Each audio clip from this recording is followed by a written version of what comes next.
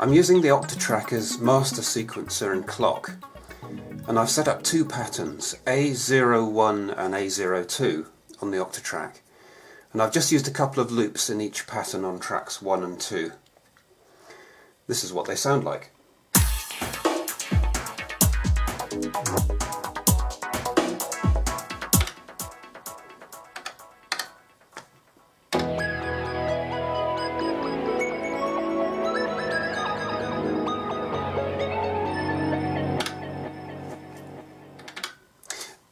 Now they sound completely different, and I deliberately made them a very contrasting sort of sound, so it's obvious when we switch from one to the other.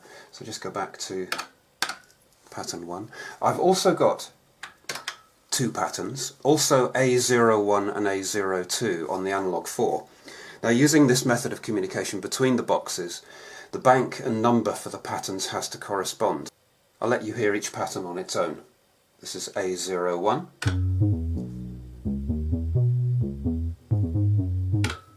a bass line, and A02,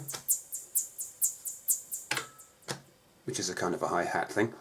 Now I'll let you hear what it all sounds like together, and as it's playing I'll tell the Octatrack to advance from pattern 1 to pattern 2, and hopefully the Analog 4 will automatically switch over in sync. Here we go.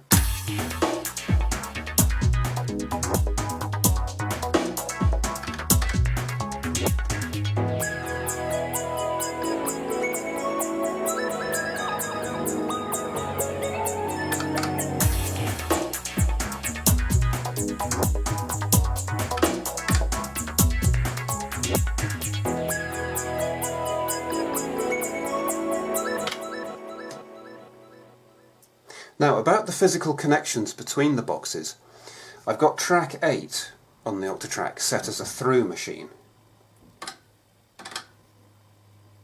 Don't know whether you can see that. Now, if you want to use track 8 as the master track, you'll obviously have to use a different track for your through machine. But personally, I don't often use the master track, and I find it's quite neat using 7 tracks for samples and number 8 for external input, but that's just me. I've got a pair of short patch leads coming from the stereo outs on the Analog 4 into input A and B on the Octatrack, and I've set the inputs on the through machine to AB. Now don't confuse this with A plus B, which is that. This will sum the two signals to mono, which has its uses, but not for a stereo input, so I'll put it back to AB. Now you don't have to do this, by the way. If you like, you can output the Analog 4 to its own channels on your mixer, but I think doing it this way makes for a very neat live rig. A stereo pair of leads from the Octatrack into a PA, and there you go, and you can do entire concerts with this. And finally, I've got a short MIDI cable going from the MIDI out on the Octatrack to the MIDI in on the Analog 4. Now this is where it gets complicated. First, the Octatrack. Press Function Project and go into MIDI and into Sync. Now these checkboxes you need to have checked.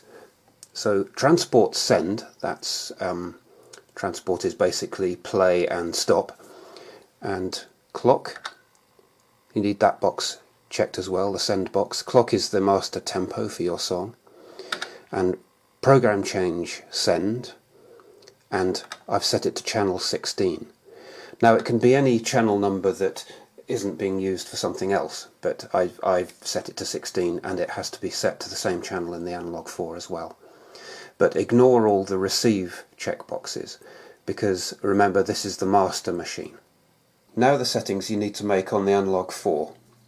So press Function Global and go to MIDI Config and MIDI Sync, and these are the boxes that you need checked. There's clock receive, transport receive, and program change receive. All of those need to be ticked.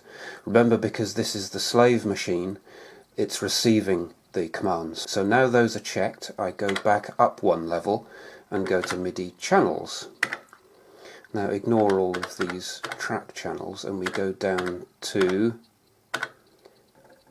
program change in channel, and I set this to 16, and those are the settings that you need to make this happen.